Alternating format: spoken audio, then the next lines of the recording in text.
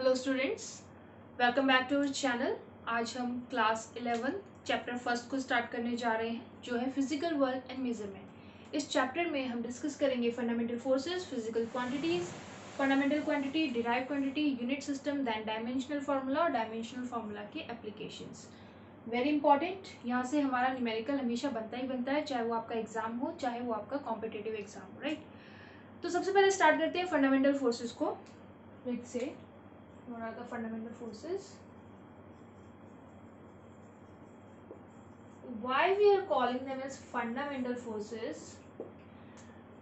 Nature में जितने भी प्रोसेसेस हो रहे हैं मैक्रोस्कोपिक लेवल पे और माइक्रोस्कोपिक लेवल पे, सब के सब इन चार जो फंडामेंटल लॉज है हमारे, उन्हीं को फॉलो करते हैं। इसके अलावा कोई लॉ नहीं है जिसको वो फॉलो करेंगे, चाहे फिर वो आपका किसी चीज का गिरना हो, अट्रैक्शन हो, अर्थ का सन के चारों तरफ घूमना हो, सनरेज का आना हो, कुछ भी हो, वो इन्हीं चार फोर्सेस को फॉलो करके पूरे सारे फिजिकल लॉज हमारे चल रहे हैं। ठीक है, अब देखते हैं ये चार फोर्सेस कौन से हैं। तो इसमें सबसे पहला है हमारा ग्रेविटेशनल फोर्स, सेकेंड हमारा है इलेक्ट्रोमैग्नेटिक फोर्स,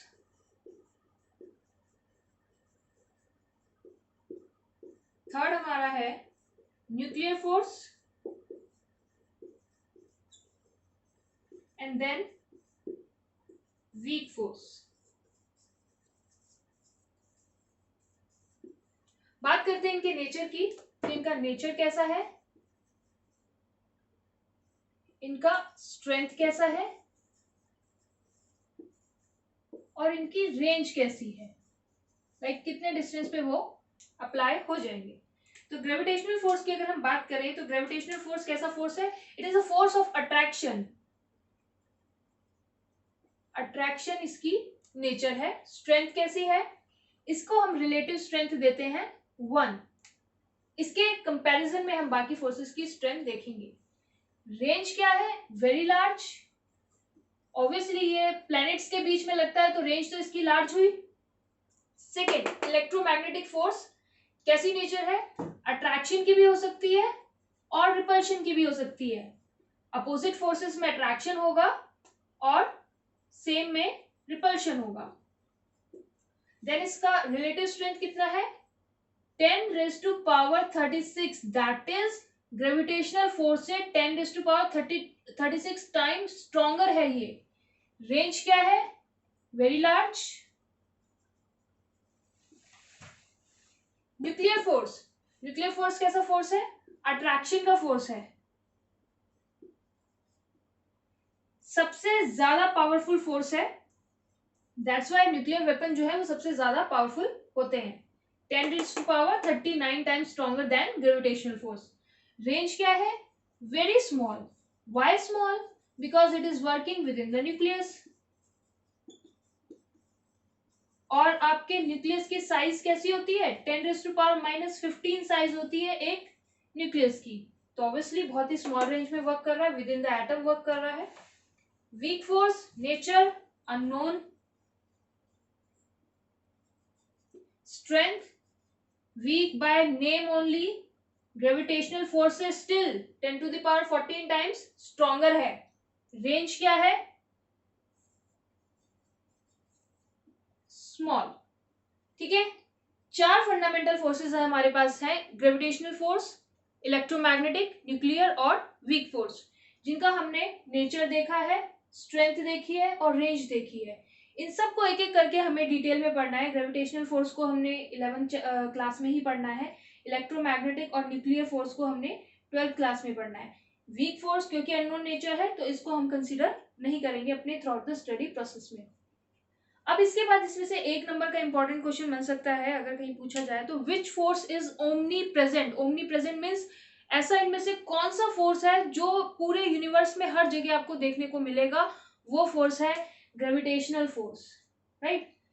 अगर कहीं पर एटम प्रेजेंट नहीं है तो न्यूक्लियर फोर्स नहीं होगा, कहीं पर चार्जेस प्रेजेंट नहीं है तो इलेक्ट्रोमैग्नेटिक फोर्स प्रेजेंट नहीं होगा। बट ग्रेविटेशनल फोर्स एक ऐसा फोर्स है जो एवरीवेयर प्रेजेंट होगा ही होगा, because it is the force of attraction between two masses. तो जहां भी दो मासेस हैं उसमें ग्रेविटेशनल फोर्स होगा ही होगा, माइल्ड होगा नेग्लिजिबल होगा बट प्रेजेंट होगा एवरीवेयर। ठीक है, नेक्स्ट फिजिकल क्वांटिटी। इस टेबल को आप नोट करेंगे एंड देन फिजिकल क्वांटिटीज पे हम मूव करेंगे। What is a physical quantity? Definition, everything which can be measured directly or indirectly and in terms of which all the physical laws can be explained or called as physical quantity। क्या है physical quantity?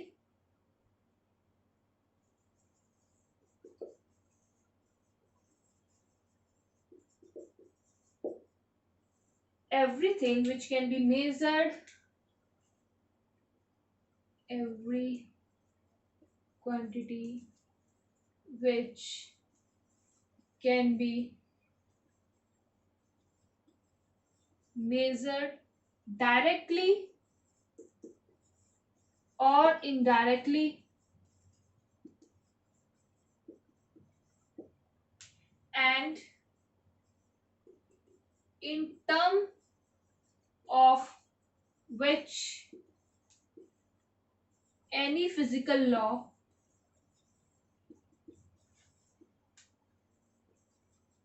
can be measured।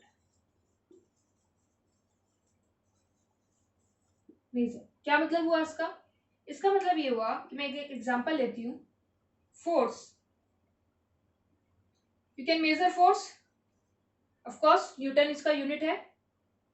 Mass, you can measure mass, KG में measure करते हैं।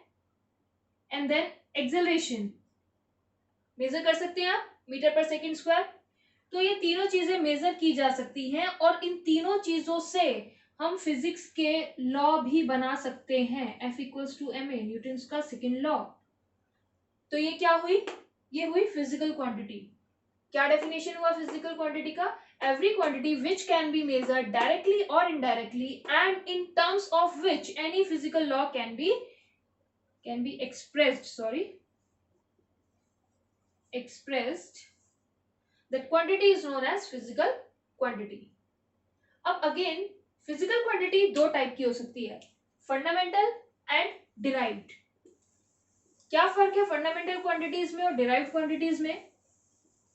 7 fundamental quantities है हमारे पास जो naturally define की गई है, जिनका डेफिनेशन नेचर से ही हमें मिला है, उनको फंडामेंटल क्वांटिटी बोला है। फंडामेंटल क्वांटिटी एंड सेकेंड आपकी हो गई derived quantity. These are 7, 1, 2, 3, 4, 5, 6 and 7। और इन 7 को यूज करके जो भी अदर क्वांटिटी हम बनाएंगे वो होगी हमारी डिराइव्ड क्वांटिटी। देखते हैं ये 7 फंडामेंटल क्वांटिटी कौन सी है। मास,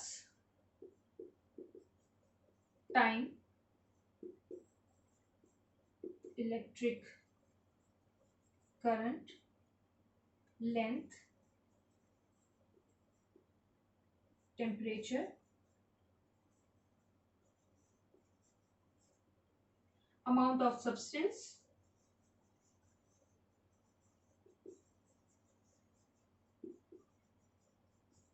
and then luminous intensity।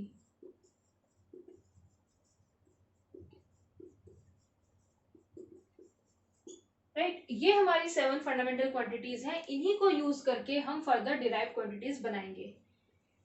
क्या इनके यूनिट्स होते हैं? यहाँ पर मैं इनके यूनिट्स लिख रही हूं। मास का यूनिट किलोग्राम, टाइम का unit second, electric current ampere, length metre, temperature kelvin, amount of substance mole, luminous intensity candela। What are the symbol we use for them? Symbol kg, second, a, m, k और candela के लिए cd। ये 7 fundamental quantities हो गई हमारी। आपको क्या ध्यान रखना है, कौन सी 7 फंडामेंटल क्वांटिटीज है, क्या उनके यूनिट्स हैं और क्या उनके सिंबल्स हैं।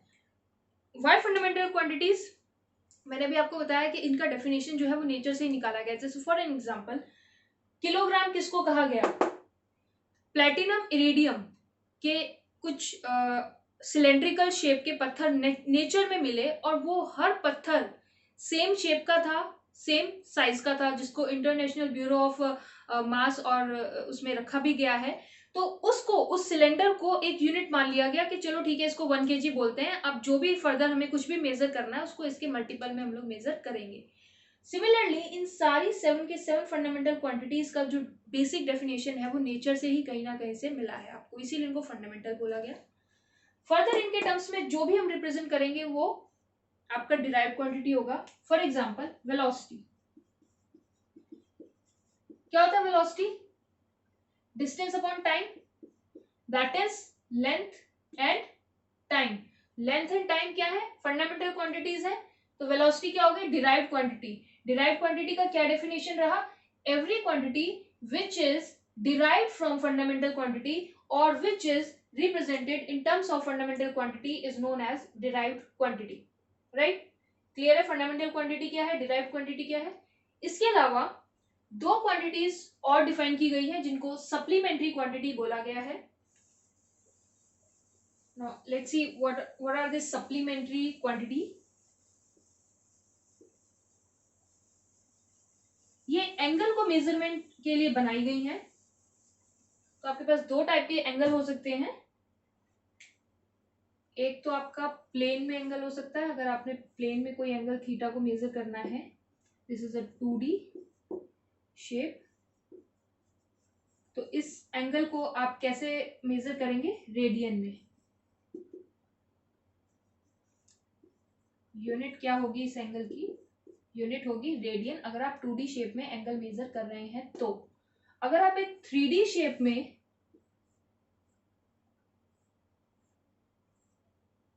एंगल मेजर कर रहे हैं, 3D शेप, तो उसका यूनिट होगा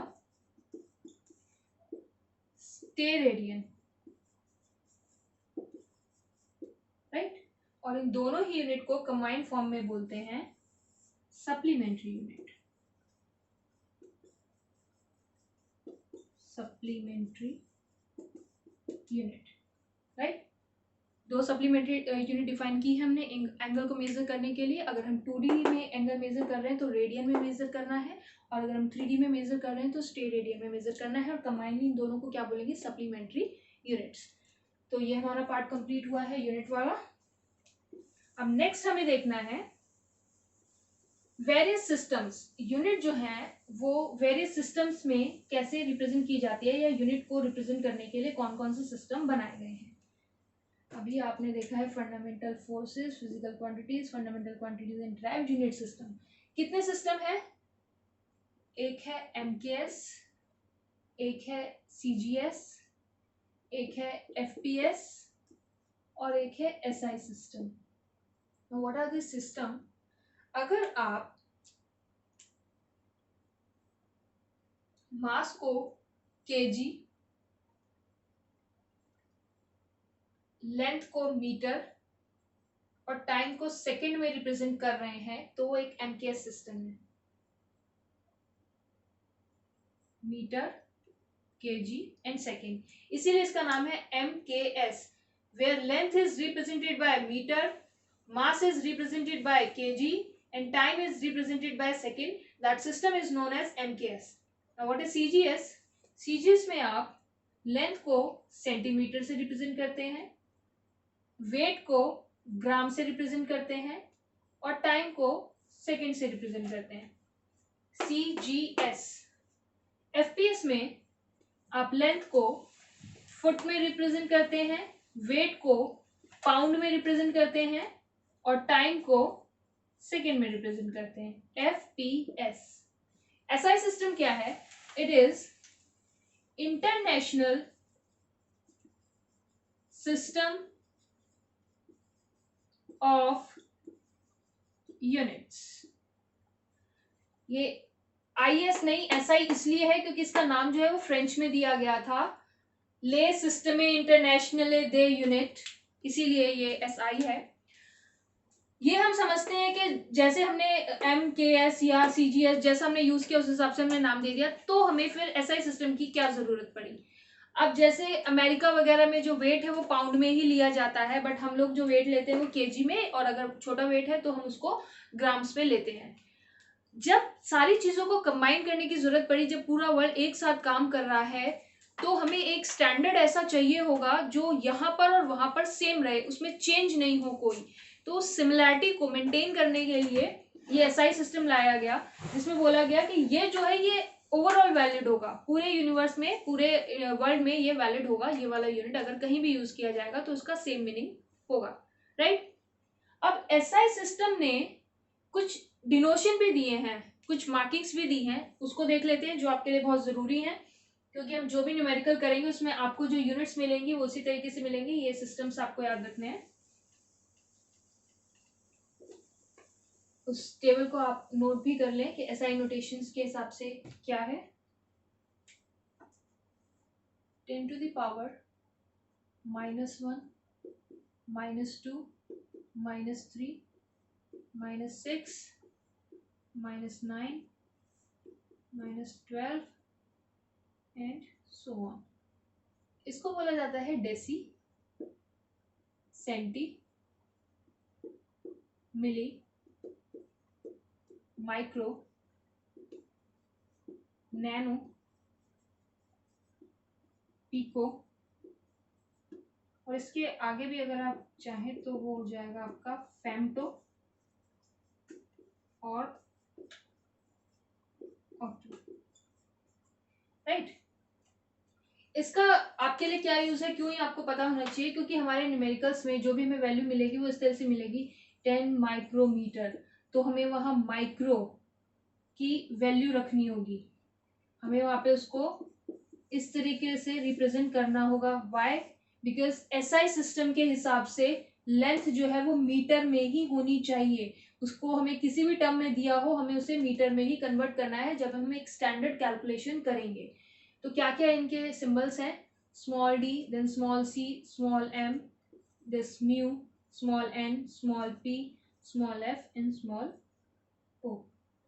दीज आर द सिंबल्स। जैसे यहाँ 10 माइक्रोमीटर लिखा था तो माइक्रो स्टैंड्स फॉर 10⁻⁶, तो हमने उसको उससे रिप्लेस कर दिया। अगर कहीं पे लिखा होगा 20 मिलीमीटर तो इसका मतलब होगा 20 इंटू मिली स्टैंड्स फॉर 10⁻⁻3, तो ये हो जाएगा 10⁻⁻3 मीटर। इस तरीके से हमें कन्वर्जन के लिए इस टेबल की जरूरत पड़ेगी।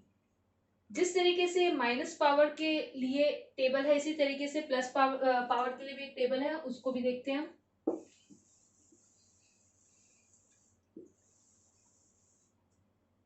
Now let make this powers positive, then this becomes deca, and this is hecto, kilo, mega, giga, tera, zetta, फैम, दिस इज जेटा,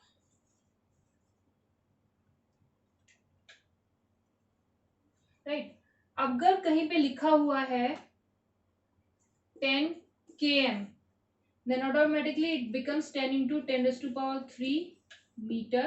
अगर कहीं पे लिखा हुआ है 20 gm, that means it is 20 into 10⁻⁹। giga stands for 10⁻⁹ meter। So this is how this conversion table helps us to convert everything into a standard form। ये हो गई हमारी standard form. Next most important thing from this chapter is dimensional formula. What is a dimensional formula? Let's see.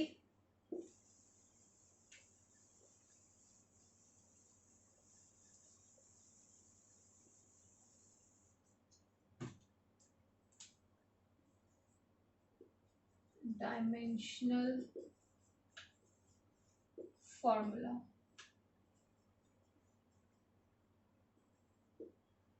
कोई भी derived quantity fundamental quantity से बनी है, उसमें कितनी फंडामेंटल क्वांटिटीज यूज हुई है, ये डायमेंशनल फॉर्मूला बताता है. फॉर एन एग्जांपल, हमने लिया velocity which is equals to distance upon time, both are fundamental quantities.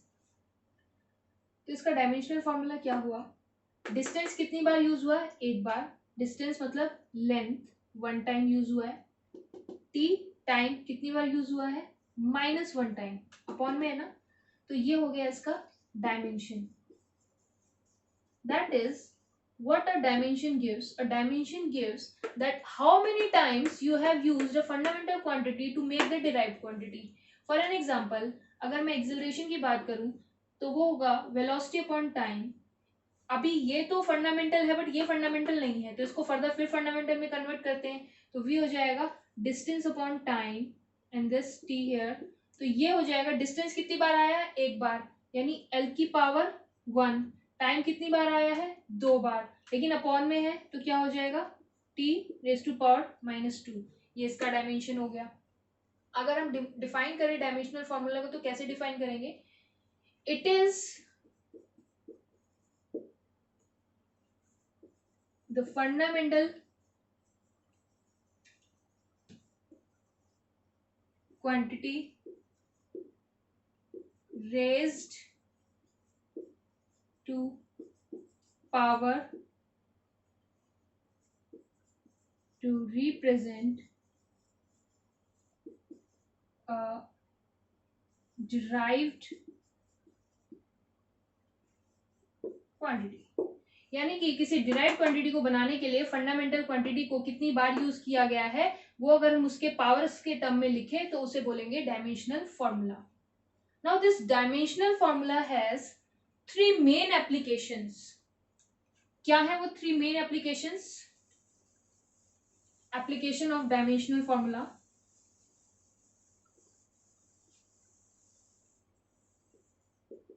Application, पहला एप्लीकेशन है to check the correctness of an equation.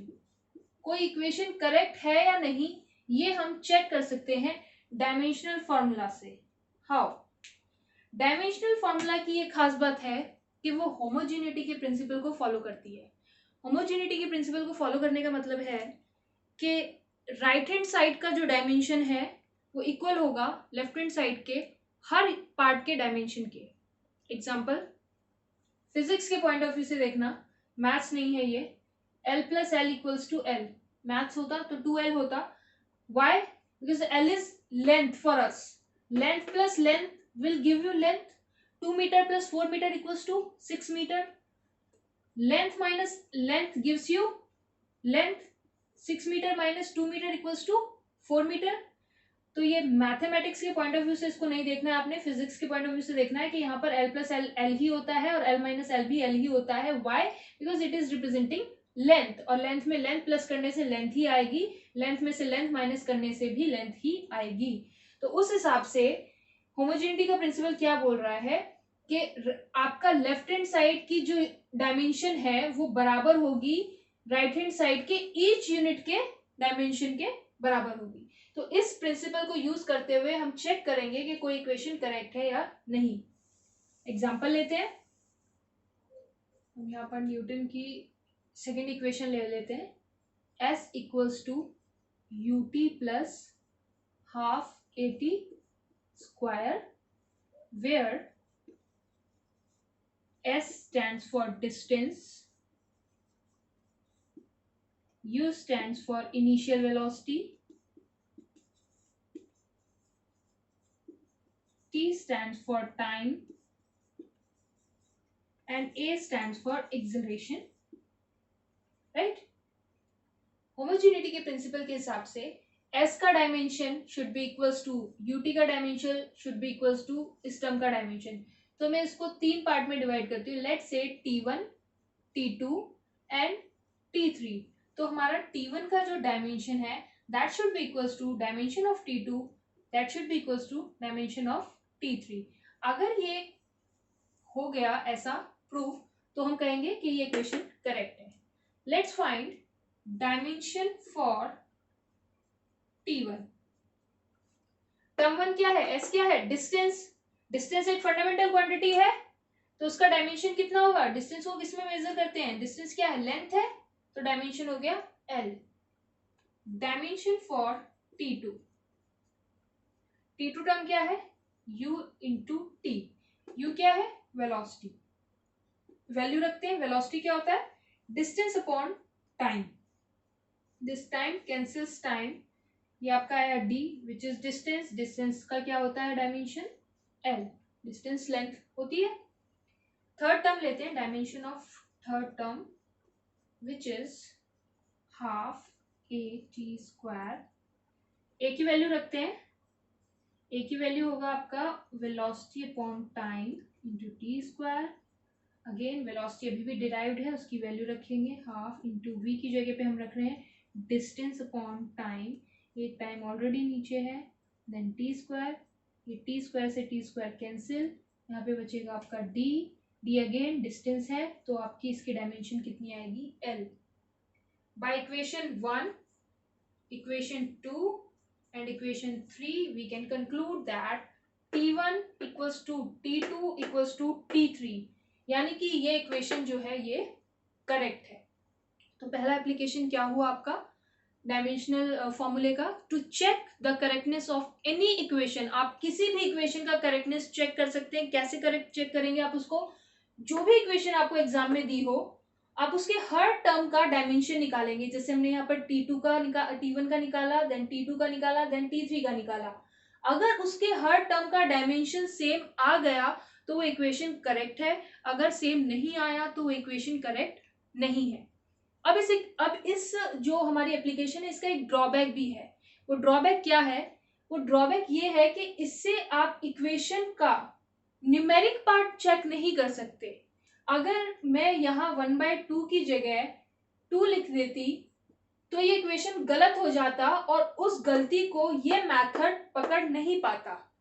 तो इसका लिमिटेशन क्या हो गया इस एप्लीकेशन का, कि आप इससे इक्वेशन के न्यूमेरिक करेक्टनेस को चेक नहीं कर सकते। आप वेरिएबल्स चेक कर सकते हो, that yes all the variables are correctly placed. ठीक है। सेकेंड एप्लीकेशन, सेकेंड एप्लीकेशन में हम क्या कर सकते हैं, हम रिलेशन डिराइव कर सकते हैं वेरियस वेरिएबल्स के बीच में। To derive the relation between various variables, to derive the relation between various variables. Let's take another example.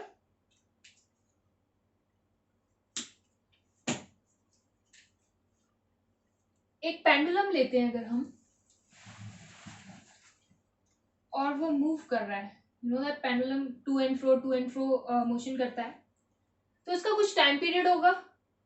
वो टाइम पीरियड किस किस पे डिपेंड करेगा, टाइम पीरियड डिपेंड करेगा लेंथ पे। कैसे डिपेंड करेगा ये नहीं बता, बट हाँ डिपेंड करेगा लेंथ पे। लेट सपोज पावर ए, यानी उसके अगर A1 है तो प्रोपोर्शनल भी हो सकता है, हाफ है तो अंडर रूट भी हो सकता है, -1 है तो इनवर्सली प्रोपोर्शनल भी हो सकता है। अगर हम उसको वेरिएबल पावर दे रहे हैं तो हमने उसको भी सारी पॉसिबिलिटीज दी हैं। देन ये डिपेंड करता है इस m मास पे, ये जो बॉब का मास है इस पे डिपेंड करेगा ये time. Let's say power b। और किस पे डिपेंड कर सकता है, ग्रेविटी पे डिपेंड कर सकता है, let's say power c, right.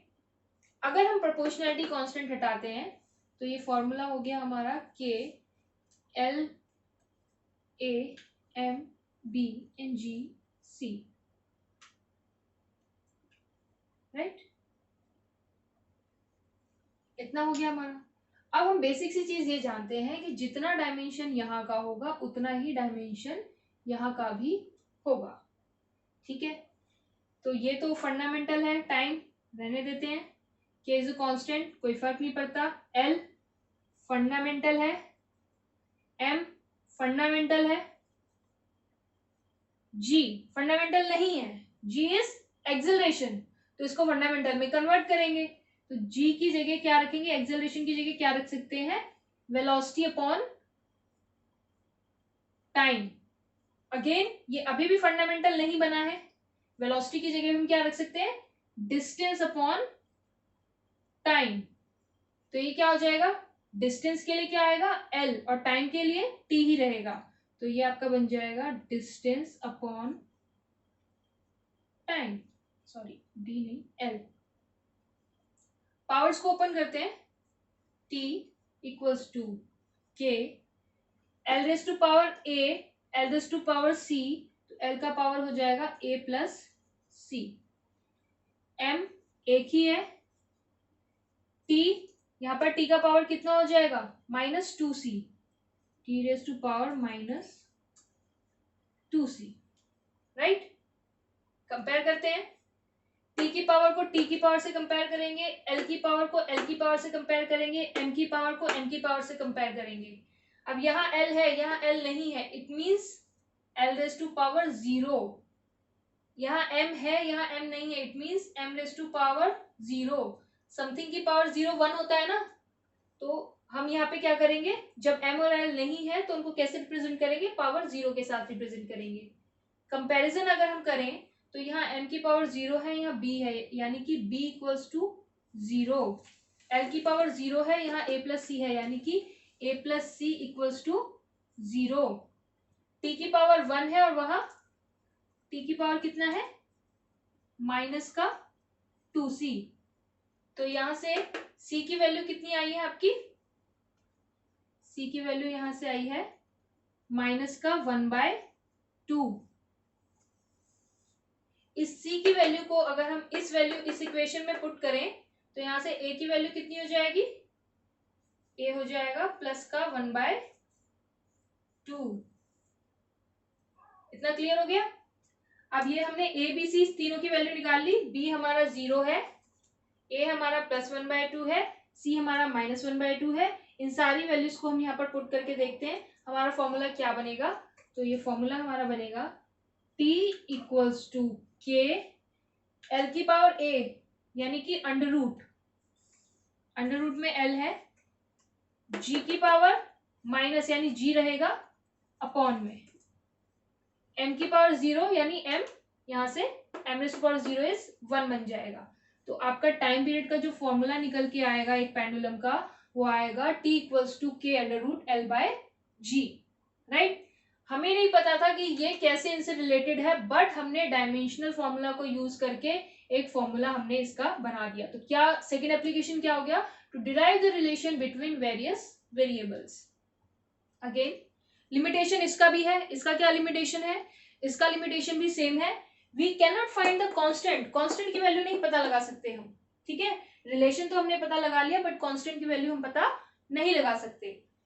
Third and most important, to convert a unit from one system to another system. हम एक सिस्टम से दूसरे सिस्टम में कन्वर्ट कर सकते हैं यूनिट्स को। ये तीसरा इंपॉर्टेंट एप्लीकेशन है डायमेंशनल फॉर्मूला का।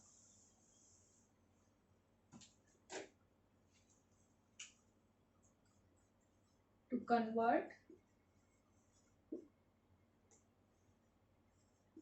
फ्रॉम वन सिस्टम टू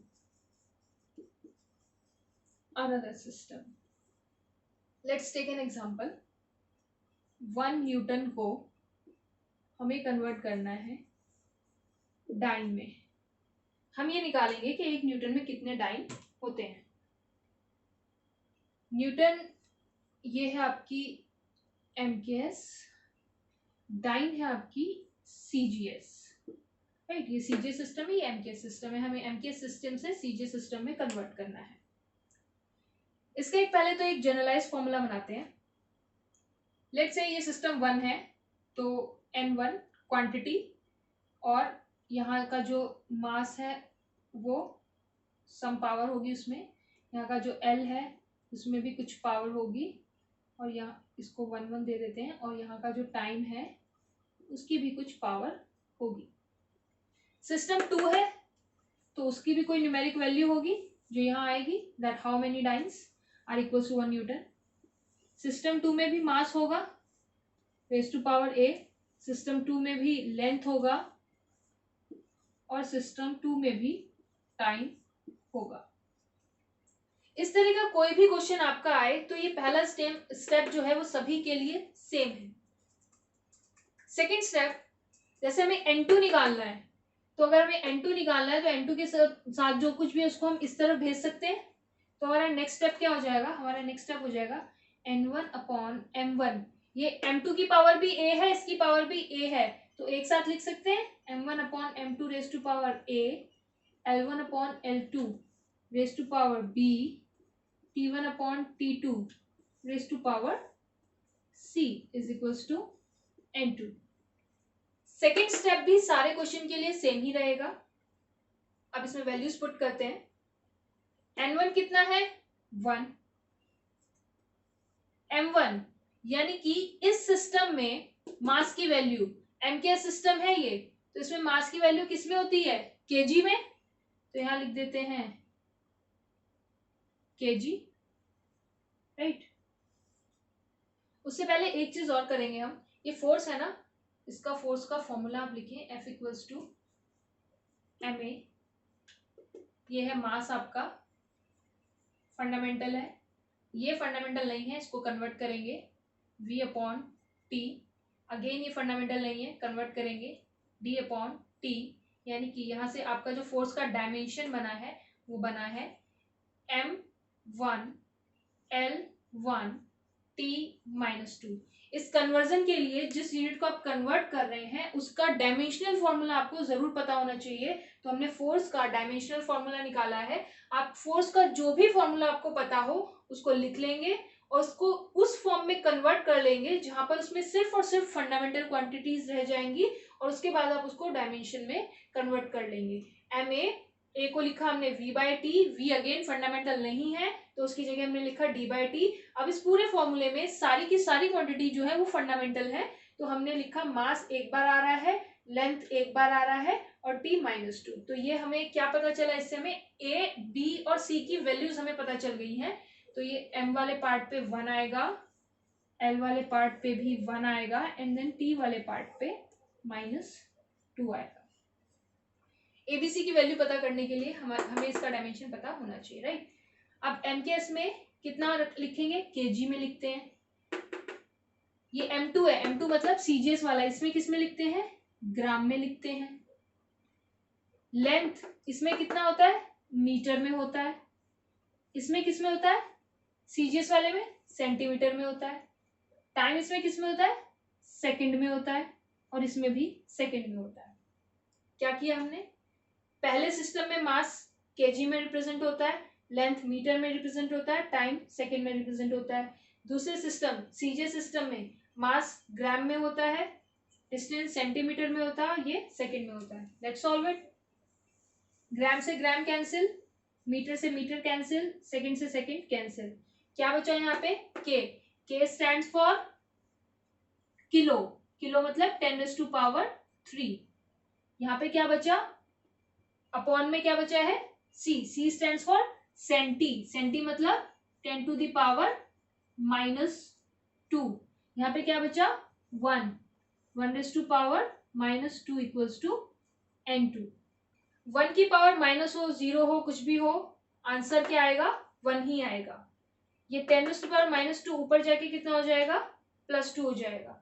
तो इसका नेक्स्ट स्टेप क्या होगा, 1 × 10⁻³ × 10⁻² × 1 equals to N2, which is equals to 10⁻³ × 10⁻² equals to 10⁵ तो हमारी N2 की जो वैल्यू आई है वो आई है 10⁵। That is 1 Newton equals to 10⁵ dynes. Paper में आपका क्वेश्चन ऐसे ही आएगा, that convert 1 Newton into dyne. तो आपको क्या करना है, आपका पहला स्टेप सभी क्वेश्चन के लिए सेम रहेगा, यहाँ चाहे आपको कोई भी कन्वर्जन दी गई हो। सेकंड स्टेप भी सेम रहेगा। उसके बाद ए बी सी की वैल्यू निकालने के लिए आपको जो भी गिवन क्वांटिटी है उसका डायमेंशनल फॉर्मूला निकालना होगा। जैसे हमें एफ फोर्स था तो हमने उसका डायमेंशनल फॉर्मूला निकाला, इससे आपको ए बी और सी की वैल्यूज पता चल गई। M1 L1 T1 यानी कि जो आपका सिस्टम 1 है उसमें आप कैसे मास, लेंथ और टाइम को रिप्रेजेंट करते हैं वो आप यहाँ लिखेंगे। जैसे ये MKS था तो इसमें केजी, मीटर और सेकेंड। ये CGS था तो इसमें ग्राम, सेंटीमीटर और सेकेंड।